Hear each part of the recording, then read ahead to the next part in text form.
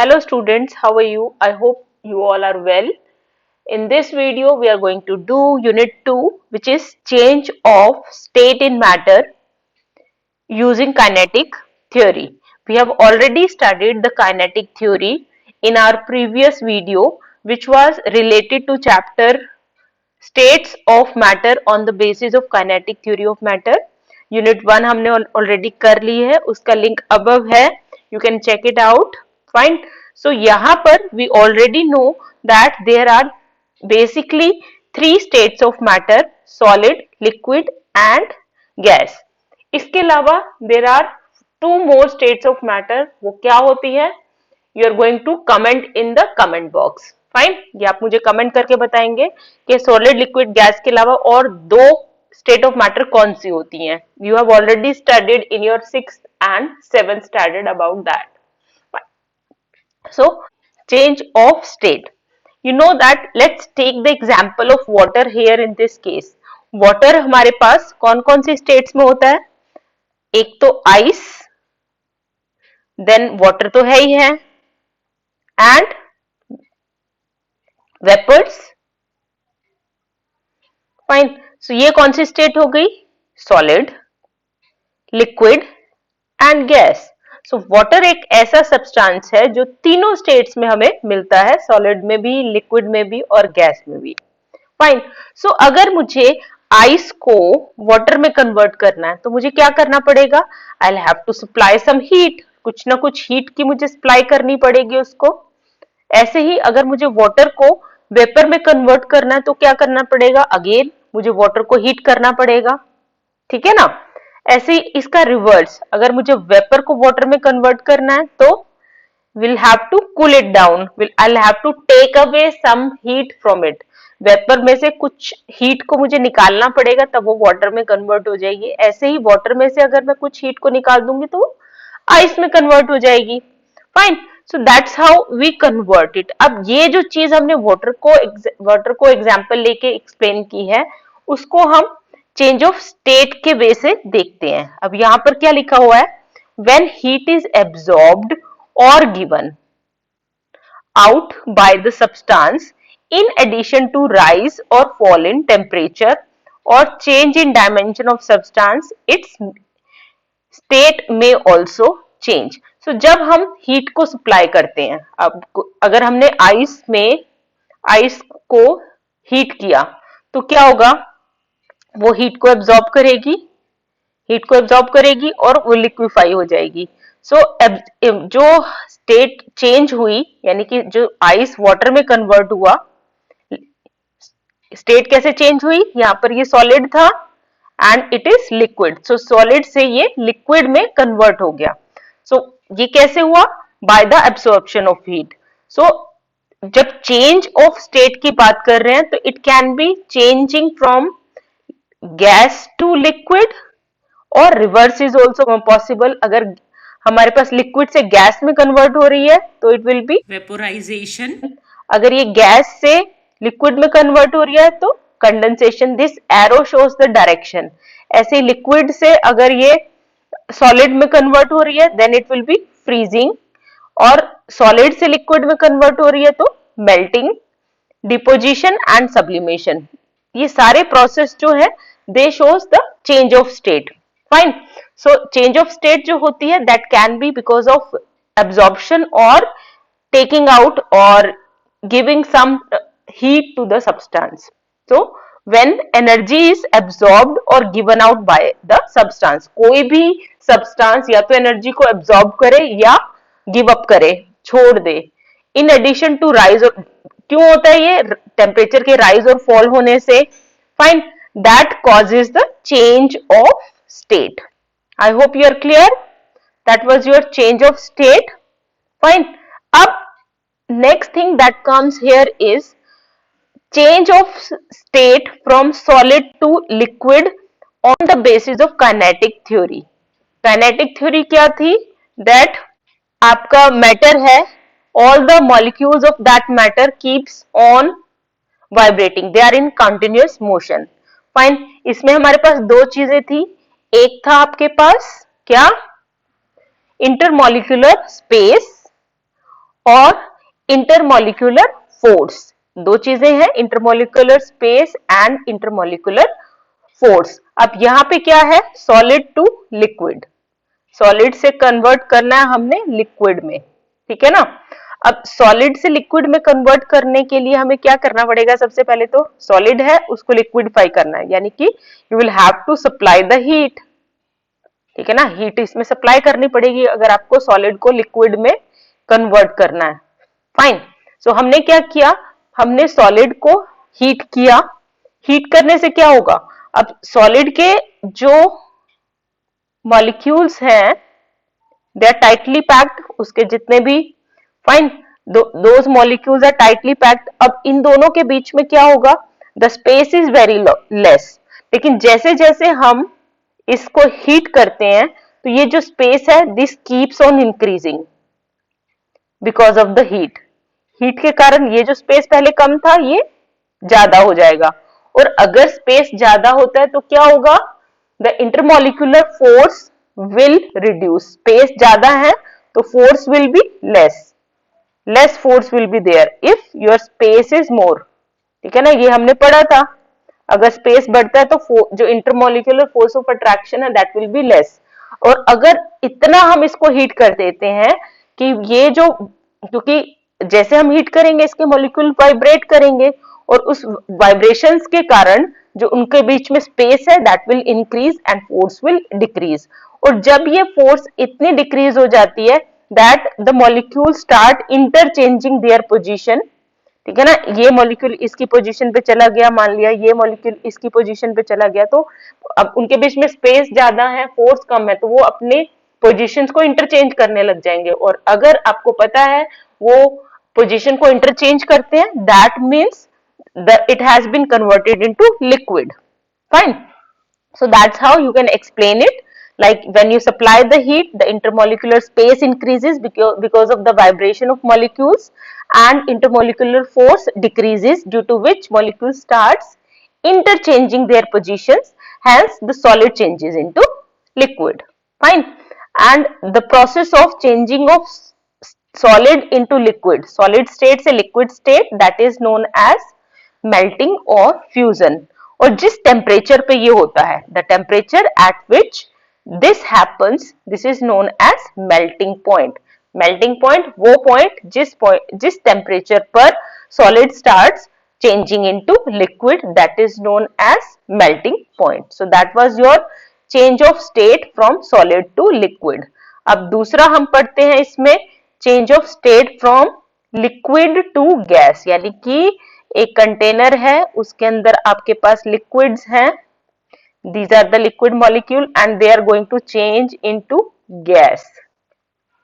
Fine, अब ये कैसे होता है, same concept will be used here when you are going to heat this. जब आपने इसको हीट किया, मान लिया आपने इसको यहां से हीट करना शुरू कर दिया ये, fine, so what will happen, the molecules of the liquid they will absorb the heat। Fine, so due to that heat what will happen, they will start vibrating, and because of that vibration the gap between the two molecules will increase। if the distance between two molecules is increasing that means the force of attraction is decreasing, ठीक है ना।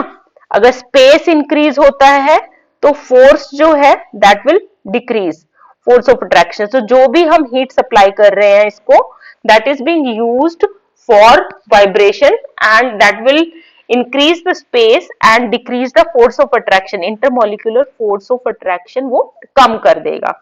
उसकी वजह से क्या होगा, अब जब ये जो इंटरमोलिकुलर फोर्स ऑफ अट्रैक्शन वो बहुत ज्यादा हीट ऑब्जॉर्ब कर लेंगे तो गैप बहुत ज्यादा होगा इन दोनों के बीच में स्पेस, सो जो फोर्स ऑफ अट्रैक्शन है वो निग्लिजिबल हो जाएगी, बहुत ही कम, सो दैट जो मॉलिक्यूल्स है वो इंडिपेंडेंटली इधर उधर मूव करना शुरू करेंगे, they will start flowing here and there independently. तो अगर कोई मॉलिक्यूल इंडिपेंडेंटली इधर उधर मूव करता है तो कौन सी स्टेट बन जाएगी, gaseous state.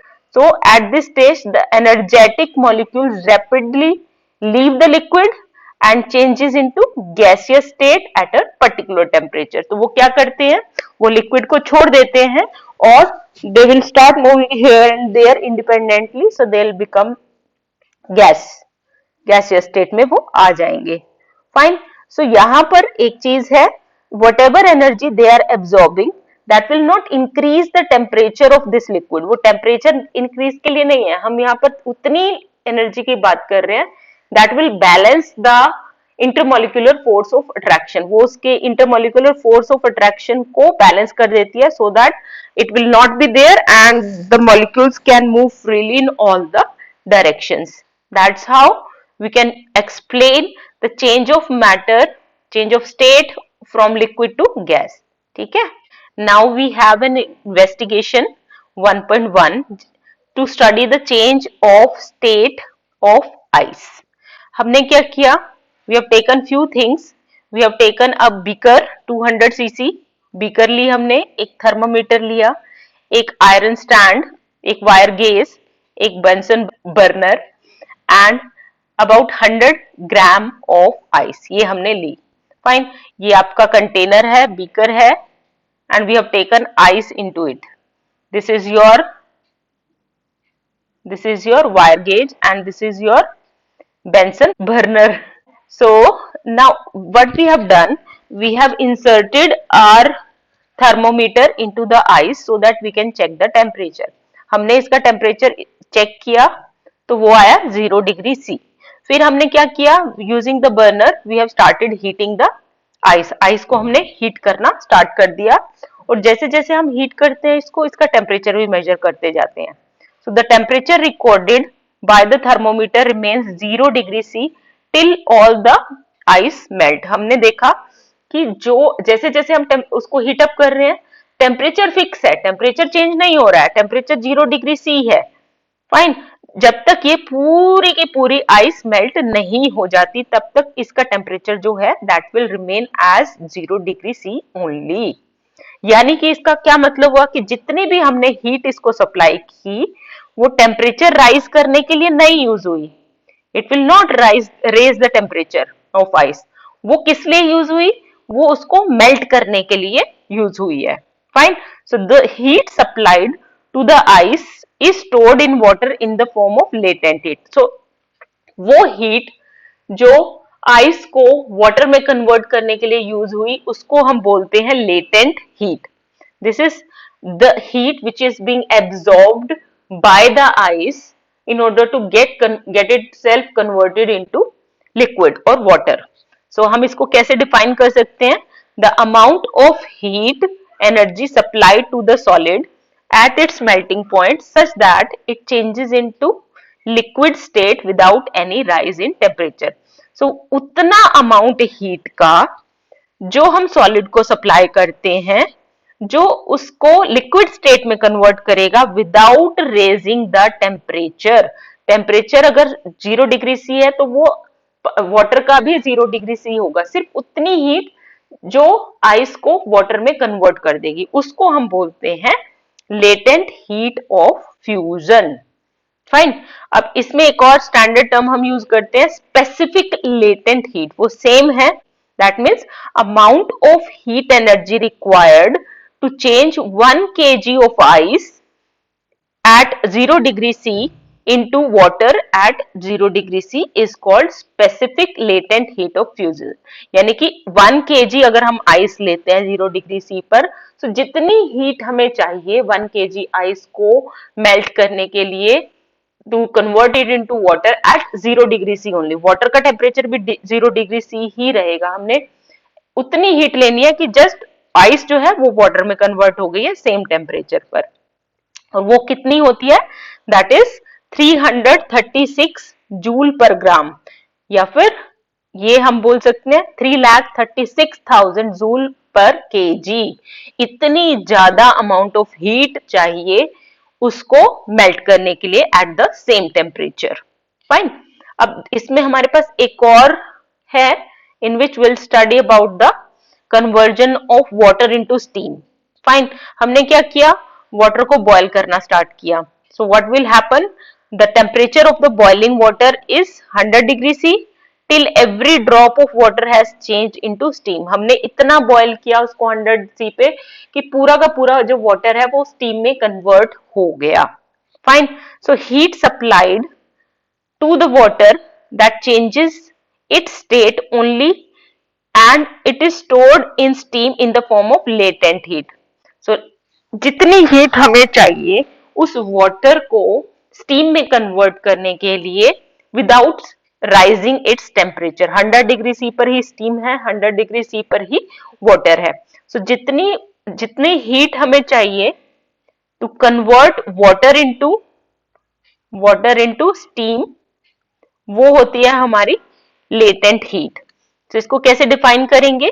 The amount of heat energy supplied to the liquid at its boiling point. जितनी हीट एनर्जी हमने सप्लाई की लिक्विड को बॉइलिंग पॉइंट पर, so that it changes into gaseous state without any rise in temperature. ये important है. आपके पास latent heat of fusion में भी और लेटेंट हीट ऑफ वेपोराइजेशन में, वहां पर आइस का और वाटर का टेम्परेचर 0 डिग्री सी ही था. यहाँ पर स्टीम और वाटर का टेम्परेचर 100 डिग्री सी ही है. फाइन. सो वो हीट जो वाटर को स्टीम में कन्वर्ट कर देगी without changing its temperature, that is your latent heat of vaporization. और अगर हम 1 kg वाटर लेते हैं, amount of heat energy required to change 1 kilogram of water at 100 degree C into steam at 100 degree C is specific latent heat of vaporization. Fine. और वो कितना है? 2260 joule per gram. That is the huge amount of energy which is being required to convert water into steam. Fine. So that was your latent heat concept. Now next we have the usage of this concept in explaining. Now first one is natural consequences of high specific latent heat of ice and steam. Ice और steam की जो latent heat है that is very high. Fine. So वो हमारे लिए कैसे effective है, क्या use है? Like natural consequences of high specific latent heat of ice. अब हम पहले आइस के बारे में पढ़ेंगे कि जो आइस है उसकी लेटेंट हीट कितनी होती है? 336 जूल पर ग्राम. यानी कि अगर आइस है मेरे पास, आइस को मैं इतनी एनर्जी सप्लाई करूंगी तो ये वाटर में कन्वर्ट हो जाएगी विदाउट एनी चेंज इन. यहां भी इसका टेम्परेचर 0 डिग्री सी और वाटर का भी 0 डिग्री सी ही होगा. ठीक है. So soft drink bottles cool better in ice than in water. अब अगर हमने सॉफ्ट ड्रिंक की बॉटल को आइस में रखा, ये आपकी सॉफ्ट ड्रिंक की बॉटल है, इसको हमने रख दिया आइस में. ठीक है. तो क्या होगा? आइस की स्पेसिफिक लेटेंट हीट कितनी है? 336 जूल. तो इस बॉटल में से वो 336 जूल पर ग्राम के हिसाब से वो हीट एब्जॉर्ब कर लेगी. यानी कि जो बॉटल है वो जल्दी कूल डाउन हो जाएगी इन केस ऑफ आइस. अगर हम आइस में रखते हैं उस बॉटल को तो सेम टेम्परेचर की जो आइस है वो एक्स्ट्रा हीट उसमें से एब्जॉर्ब करेगी. So that's why it will cool down better. Second one, weather becomes warm during the snowfall. जब स्नोफॉल होती है तो वाटर जो हमारा वेदर है वो वार्म हो जाता है. क्यों होता है? It is because every gram of water at 0 degree C on freezing gives out 3 water है. ठीक है ना. अगर वाटर को आइस में कन्वर्ट करना है तो वो क्या करेगा? एनर्जी रिलीज करेगा. एनर्जी रिलीज करेगा मतलब अगर वाटर 1 kg ऑफ वाटर है तो वो कितनी एनर्जी को रिलीज करेगा? 336 जूल पर ग्राम. ठीक है ना. सो अगर वाटर है, सो वाटर जो है वो 336 joule of energy will release to get converted into ice. यानी कि इतनी हीट जो है वो रिलीज करेगा. सो जब बहुत सारा वाटर है वो फ्रीज होगा तो क्या होगा? More amount of energy will be released in the environment. So इसीलिए एनवायरमेंट जो है वो और गर्म हो जाता है क्योंकि वाटर आइस में कन्वर्ट करने के लिए एनर्जी रिलीज करता है. Third one, weather becomes very cold when snow starts melting. जब स्नो मेल्ट करती है. अब इसका क्या है? Reverse process. Let's see it also. अब अगर आइस मेल्ट करेगी, आइस मेल्ट करेगी मतलब ये जो आइस है it will absorb the heat. ये एब्जॉर्ब हीट, ठीक है ना। और वो हीट कहाँ से लेगी, वो एनवायरमेंट से, ठीक है ना। जब आइस जो है वो मेल्ट करेगी, वो मेल्ट होगी, तो क्या होगा, it will absorb the heat from the environment, यानी कि एब्जॉर्ब करने का मतलब और टेम्परेचर कम हो जाएगा, और अगर कम हो जाएगा तो weather will be very cold. So that's why it is because every gram of ice at 0 degrees C will require 336 joule of heat energy. इतनी एनर्जी वो एब्जॉर्ब करेगा एनवायरमेंट से, और अब बहुत सारा वाटर है तो वो बहुत सारी एनर्जी को एब्जॉर्ब करेगा। सो जो ओवरऑल जो वेदर है that will be more cold. Next one, glacier fed the rivers flow throughout the year. Glacier धीरे धीरे पिघलते हैं, बिकॉज ग्लेशियर में क्या है, आइस, और आइस को अगर मेल्ट करना है तो इट नीड्स 336 जूल पर ग्राम, एक ग्राम को 336 जूल एनर्जी चाहिए। फाइन, अब इतनी एनर्जी तो एनवायरमेंट में अवेलेबल नहीं है, सो इसीलिए जो ग्लेशियर हैं वो धीरे धीरे मेल्ट होते हैं through out the year, and they keep on giving the water in the river. Then next one, iceberg. Iceberg sometimes reach the equatorial region in the sea. Iceberg क्या करते हैं, वो मेल्ट होने के, iceberg has the highest specific latent heat capacity of 336 joule per gram. यानी कि ice को अगर मेल्ट होना है तो उसको 336 जूल पर ग्राम, यानी कि एक ग्राम को 336 जूल एनर्जी चाहिए। अब ये जो है आइसबर्ग, ये किस में डिप है, वाटर में। ये आइसबर्ग है आपका, ये वाटर में डिप है। तो वाटर के अंदर इतनी एनर्जी थोड़ी है एकदम से कि वो इतनी हीट इसको सप्लाई कर देगा और वो मेल्ट हो जाएगा। वाटर जो है उसमें कम एनर्जी है, और जब तक इतनी एनर्जी नहीं मिलेगी, हीट नहीं मिलेगी, तब तक तो वो मेल्ट ही नहीं होगा। सो इसीलिए वो स्लोली मेल्ट होता है, because huge amount of energy is required. और इसी सिचुएशन में वो जो है मैनेज कर लेता है कि वो इक्वेटोरियल रीजन तक आ जाए। Fine, so that's all depend on the latent heat of ice. अब हम देखते हैं latent heat of water. Natural consequences of specific latent heat of vaporization of steam.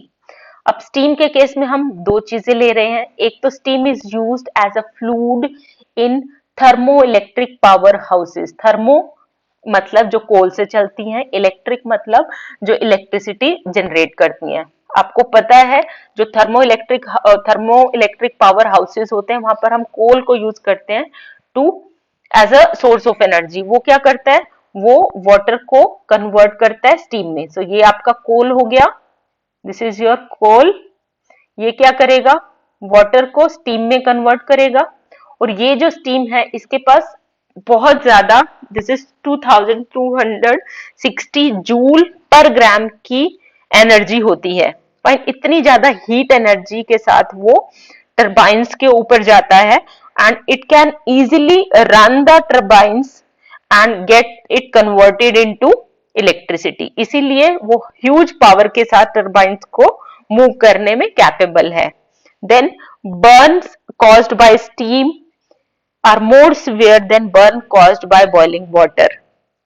अब आपको पता है स्टीम जो है उसके पास इतनी एनर्जी एक्स्ट्रा है, इतनी हीट एनर्जी एक्स्ट्रा है, यानी कि वाटर में, वाटर जो है वो 100 डिग्री सी पर है, उसके अंदर कम हीट एनर्जी है।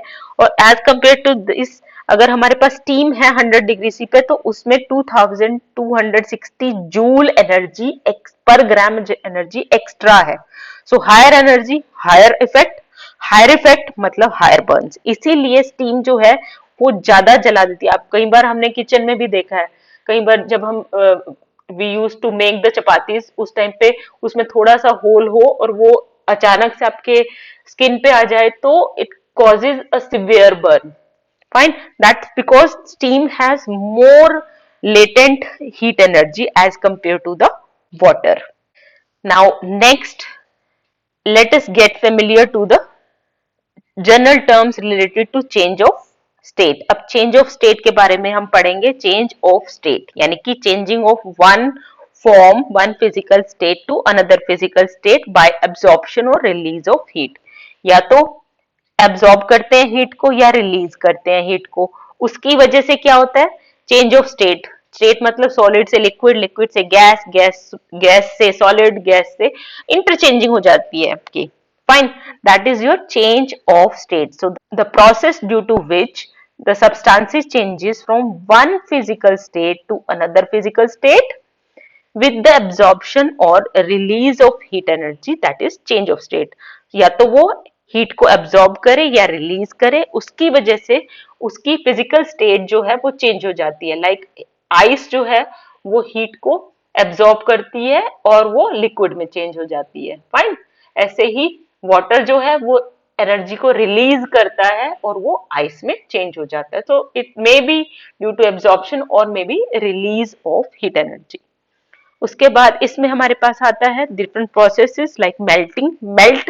मेल्ट होता है, आइसक्रीम मेल्ट होती है, वाटर मेल्ट होता है, वाटर नहीं, आइस मेल्ट होती है. फाइन. सो आइस मेल्ट होना मतलब आइस टू वाटर. सो यही है. सो the process of changing of solid into liquid at some fixed temperature by the absorption of heat. हमने आइस को हीट किया तो वो क्या होगी, वाटर में कन्वर्ट हो जाएगी. And the fixed temperature at which a solid changes into liquid due to the process of fusion is known as melting point. ऐसा टेम्परेचर जिस पर सॉलिड जो है वो लिक्विड में चेंज हो जाता है, that is known as melting point. Like 0 degree C is the melting point of water. और जो freezing point of liquid and melting point of liquid, they are the same. जिस water जो है वो 0 डिग्री पर ही मेल्ट होना शुरू होता है, 0 डिग्री C के बाद ही वो फ्रीज होना शुरू होता है. तो for water 0 degree C is melting as well as the freezing point. Next is freezing और सॉलिडिफिकेशन. सॉलिडिफिकेशन मतलब कन्वर्टिंग इनटू सॉलिड, यानी कि लिक्विड से solid by the release of heat. The process due to which a liquid changes into solid at a fixed temperature with the release of heat energy. Water ने heat को release किया और वो ice में convert हो गया. ठीक है ना. This is due to release of energy. Energy release होती है इसमें. वाटर ने हीट को रिलीज किया और वो आइस में कन्वर्ट हो गया. और the fixed temperature at which liquid changes into solid due to process of freezing, that is known as freezing point. और वाटर का फ्रीजिंग पॉइंट क्या है, 0 degree C. Fine. And as you can see we have marked the question answers also. I'll be including all the fill-ups, true false, everything at the end of this video. So please stay tuned and connected. Fine.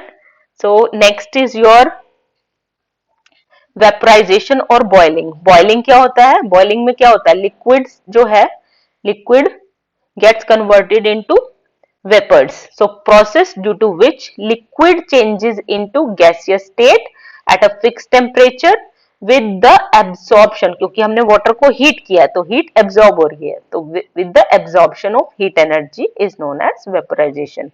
So जैसे कि water को हमने heat किया, absorption of heat, vaporization, और it will gets converted into steam.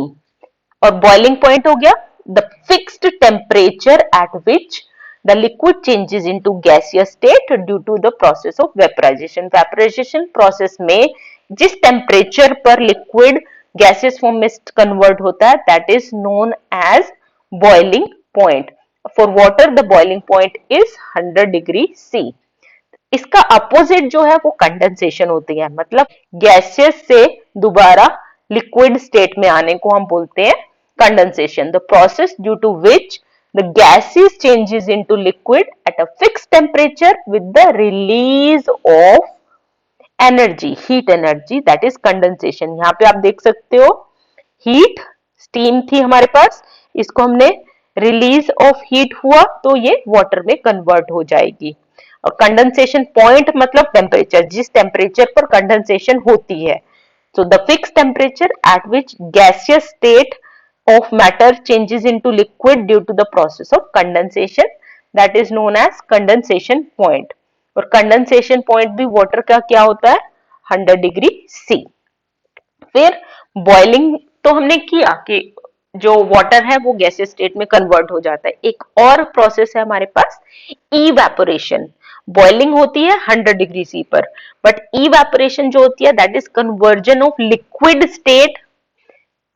liquid state into its vapor state at any temperature, this is very important, below its boiling point। boiling point से कम के temperature पे, अगर boiling point पे है तब तो वो boiling हो जाएगी, ठीक है, और अगर वो उससे कम टेम्परेचर पे है then it will be evaporation and this happens everywhere wherever water is there।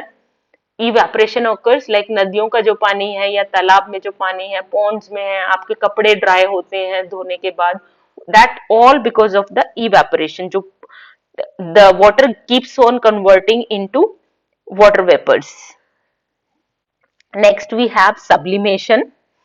Sublimation is process of converting solid directly into gaseous state। यानी कि हमारे पास एक सॉलिड था, ठीक है, हमने सॉलिड को हीट किया और हीट करने के बाद वो गैसियस स्टेट में कन्वर्ट हो गया। इसमें क्या है, लिक्विड जो स्टेट है, लिक्विड स्टेट वो नहीं होती है, लिक्विड स्टेट मिसिंग होती है, डायरेक्ट सॉलिड गैस की फॉर्म में कन्वर्ट हो जाता है, that is your sublimation. So the process due to which solid directly changes into gaseous state on heating, or that is known as sublimation। So in this, it solid से gases में no liquid state is there। The solid state of substance in such cases is known as sublimate। solid state को हम बोलते हैं sublimate और gaseous state को बोलते हैं sublime, ठीक है, solid state को sublimate और gaseous state को sublime।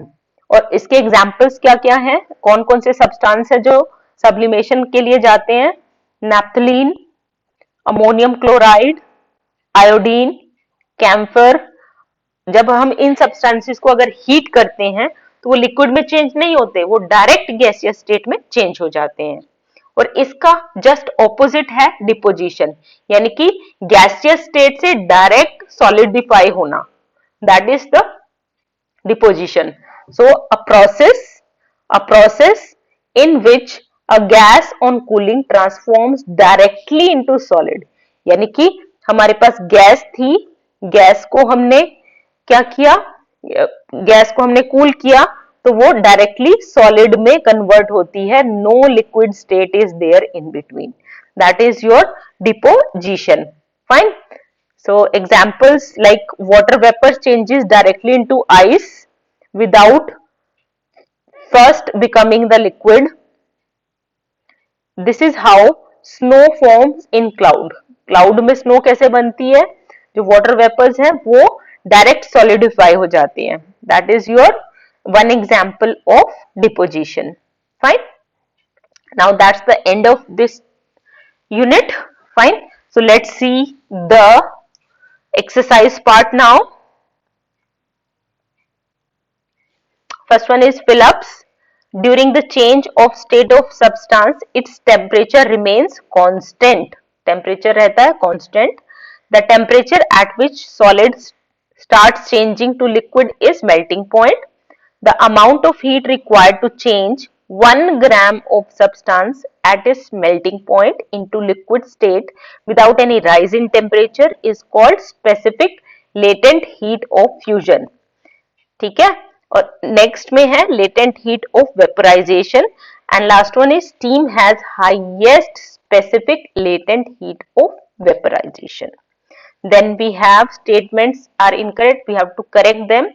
ये 363 नहीं होता है, ये 336 होता है। The steam causes more burns as than।